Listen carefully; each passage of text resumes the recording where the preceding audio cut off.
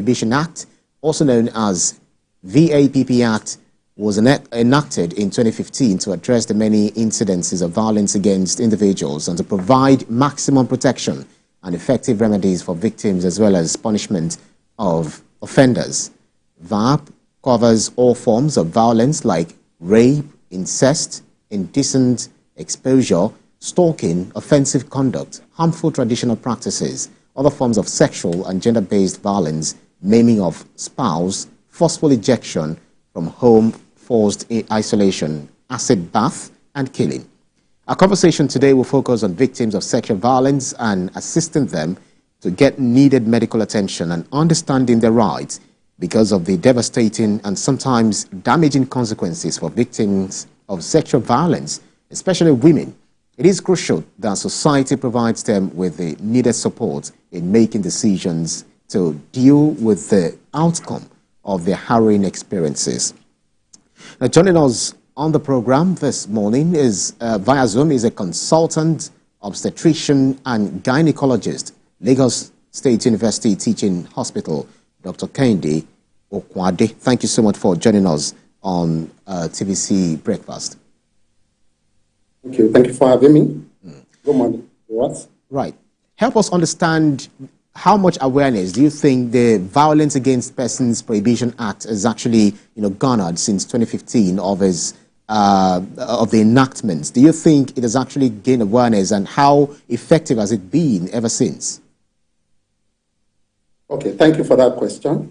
Just like you mentioned, the VAP Act, which is called the Violence Against Persons Prohibition Act, is a landmark piece of legislation that is aimed at addressing violence and other harmful practices against individuals in Nigeria, and it's, of course, enacted in 2015.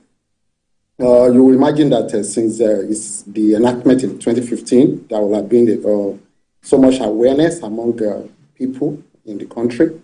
But unfortunately, even as we speak, not many states in Nigeria have been able to domesticate the VAP Act within their confines, especially because looking at the Nigeria as a federating unit, every state still has to domesticate this act so that it can be implemented within their confines. So with regards to awareness has been very low. Of course, that makes it very difficult for victims of violence and other harmful practices to be able to seek the support and to be able to get justice against the perpetrators of this act. So it's still very low when it comes to the issue of awareness. Yeah.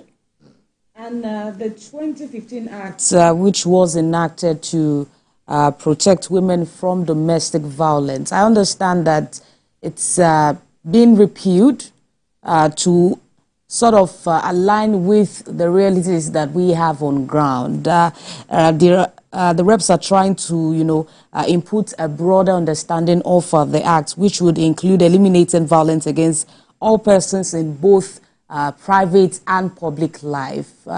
Will this include rape in marriage and other vices within private life? Help us understand that. Yes, I think the Act as it is now is all-encompassing. Basically, it covers all forms of violations, all forms of violence, including violence such as, physical violence, sexual violence, emotional, psychological, and even economic violence. But more importantly, it's enacted just to provide some level of protection for women and girls who are the main victims of violence. As it is today, what the Act is supposed to do is to provide a comprehensive measure through which individuals will be able to prevent and respond appropriately to violence. Responding appropriately means when you are within that space where violence is occurring, which can be within a known space, which is within the home, perpetrated by people that are known to the victim, such as intimate partners, which can be also be family members, However, within the workplace, and this can be perpetrated by acquaintances or colleagues at work, and in public spaces, which can include strangers that are completely unknown to the victim. So the most important thing is for victims to recognize when they are victim of such or when they are exposed to such situation, and to be able to identify where such issue will be reported, so that the action can be taken to mitigate the consequences of this act, because the consequences can be profound, which can range from some kind of a physical effect. It can also affect the mental well-being of the victim, and at the same time, it can affect the overall quality of life of the victim. So the act as it is now is all-encompassing, but the most important issue is about domestication in different states of the country, because it's still a federal act. And of course, once it's domesticated, then of course we then need to go through the second phase of making it implementable, which is still a long way from here. This seems to happen in different phases. There is the commission of that crime against the other gender. There is the punishments of the same crime. And another thing is, okay, if justice is served, how do we think we can help victims of sexual violence, by assisting them to get needed medical attention and understanding their rights? Yeah, the most important way we can help is is part of what we are doing here today, is this public campaign, public awareness campaign, so that individuals are able to understand, to identify when they are in such situation, and to be able to seek appropriate help, and of course to know where the help can be sought. And of course, after such, because like I mentioned, the effect of violence, of domestic violence, of gender-based violence, can range from physical effects, such as, of course, injuries, and of course, physical injuries, and it can also be mental health effect. And at the same time, it can also have an effect on the overall quality of life. So more importantly, it is for the victim to be able to know when they are in such situation, to know where they can get the help that they need. And of course, where they can get the help, so that people that we attend to them, such as doctors, such as psychologists, such as social workers, and even the law enforcement agency, will show some level of empathy, so that they don't put the victim in a situation where the victim feel that the act is their own fault, so that subsequently other victims will be able to get the help that they need without feeling victimized or feeling stigmatized at the end of the day. So help us understand, in the line of duty, I'm sure you see this kind of cases every day. What is the prevalence? How much of these cases do you see on a daily basis, and what's the line of action that you take when you notice some of these signs? And also, these victims, are they usually willing to help interrogation, help investigation, and other things? Yes, thank you for that question. Gender-based violence can come in different forms. It can be domestic violence, which can be perpetrated by somebody that is known to the victim, like I mentioned earlier. It can be an intimate partner, like the spouse.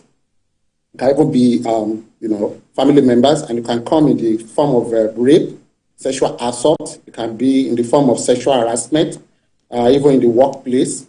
So, more importantly, when such situation come, especially when it involves some form of physical injury, like in the case of rape and assault, and they present to the hospital, to the healthcare providers, the next point of action for us as healthcare providers is to ensure that we'll treat all physical injuries, because that can be life-threatening sometimes.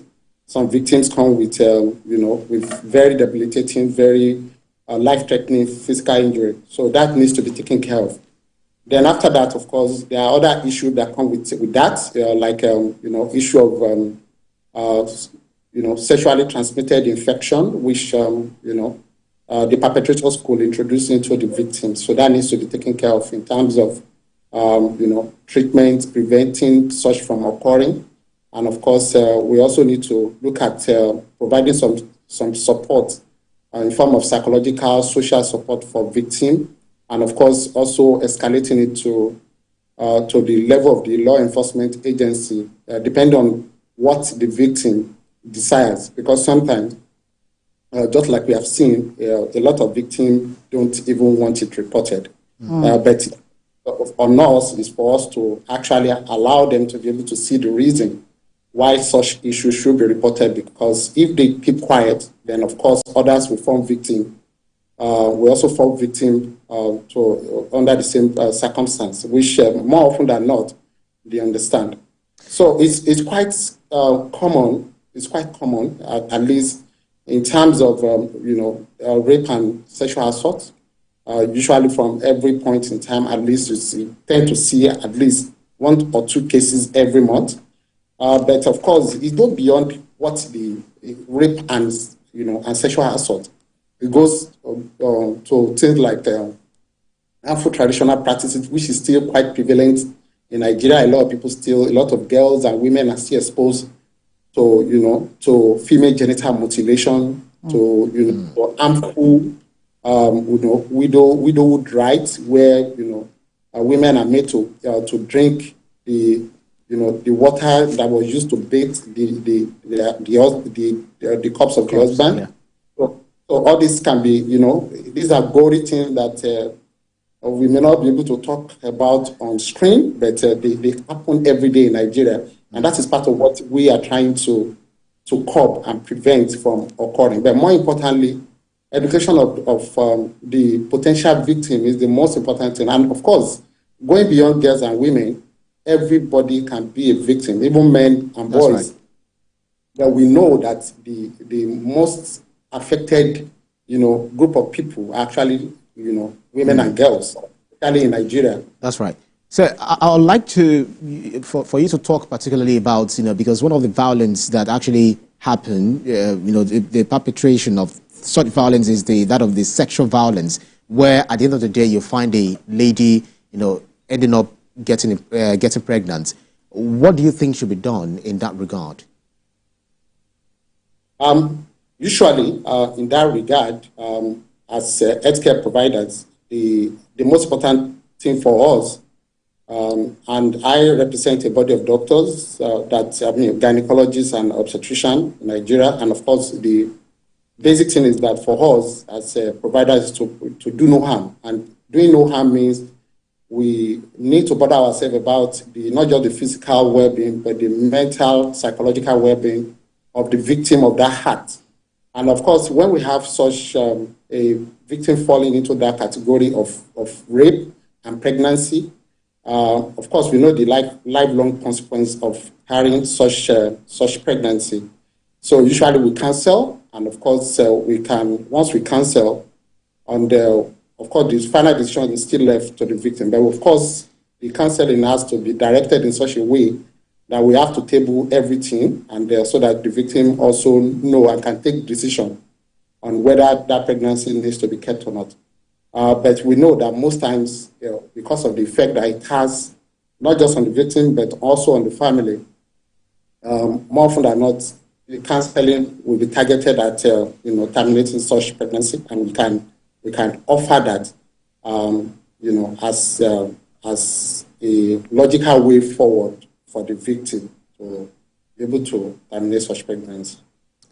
So I understand that we're having this discussion on gender-based violence, but this is also a good opportunity to highlight some of the violences or form of violences that even the male gender faces, like you mentioned earlier. So talk to us about how this act, provides for that. And if it doesn't, what would be the first call for victims of domestic violence, especially the men? Well, the most important thing is for anybody that is a victim, the most important thing is for them to know where to report such. And of course, where to present, especially when there are physical injuries. The hospitals in Lagos, especially the tertiary hospitals, have provision for taking care of victims of assault, and that is that can be gotten from both Lagos University Teaching Hospital and even Lagos State University Teaching Hospital. There is actually a body, Lagos State University Teaching Hospital, that is actually providing such care for victims. Men, women, boys, girls, the first point of call is for them to go to the hospital so that any form of physical injury can be addressed, because that can be life-threatening. Then of course, appropriate referral can then be made to other agency or to other providers, such as, like I mentioned, that they need to provide some psychological support, some social support for such victim, because sometimes, like I mentioned, such issue can occur in the home.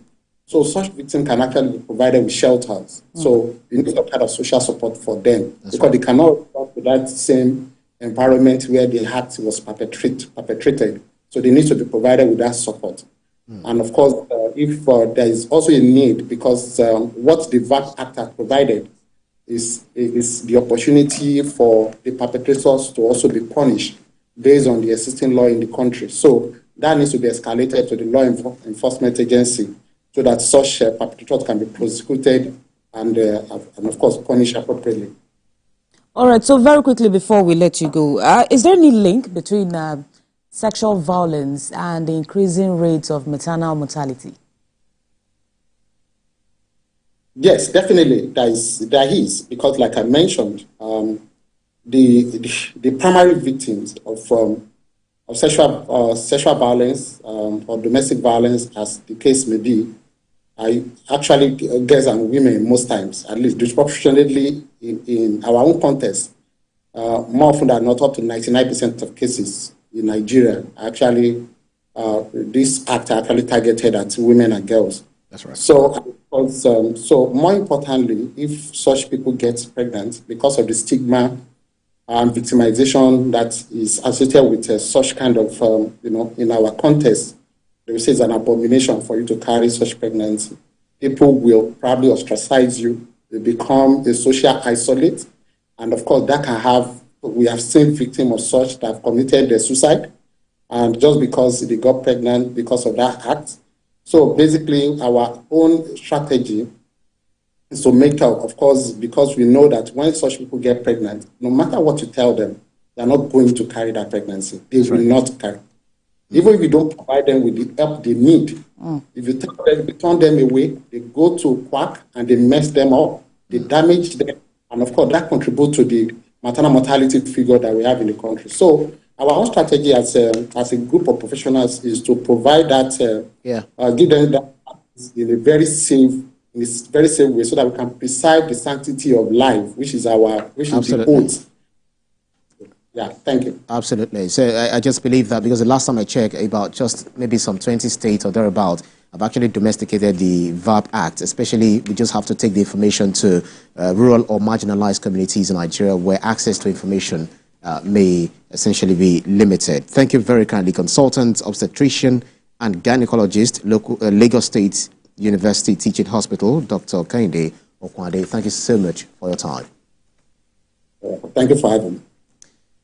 And up next on TVC Breakfast is Entertainment Wrap. We bring you stories from the world of entertainment.